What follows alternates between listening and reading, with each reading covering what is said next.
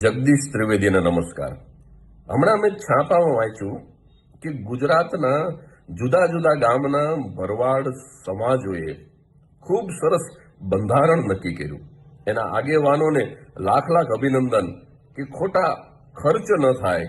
દેખાદેખીમાં ઘણી વખત બહુ ખોટા ખર્ચ થતા હોય છે અને એમાં મધ્યમ વર્ગીય કે ગરીબ પરિવારના મા બાપ પછી એની અંદર બહુ ખેંચાઈ જતા હોય છે, દેણામાં ડૂબી જતા હોય છે. પણ ભરવાડ સમાજે નક્કી કર્યું કે બગી નહીં લાવવાની, ફટાકડા નહીં ફોડવાના, રૂપિયા નહીં ઉડાડવાના, મોંઘા કલાકારોને નહીં લાવવાના. એટલું જ નહીં પણ સોનું પણ નક્કી કરેલી માત્રામાં જ આપવાનું. દરેક પ્રસંગ, જીયાણું હોય, મામેરું હોય, કોઈ પણ નાનામાં નાના શ્રીમંત હોય તો આટલું જ સોનું આપવું, આટલા જ રૂપિયા આપવા, આટલા જ લોકોએ જવું, અંગત સગાઓએ જ જવું.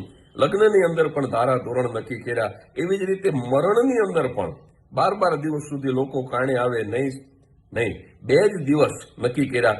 એ 2 દિવસની અંદર લોકોએ આવી જવાનું. એટલે હું ભરવાડ સમાજને લાખ લાખ અભિનંદન આપું છું કે આ તમે ક્રાંતિ કરી કહેવાય.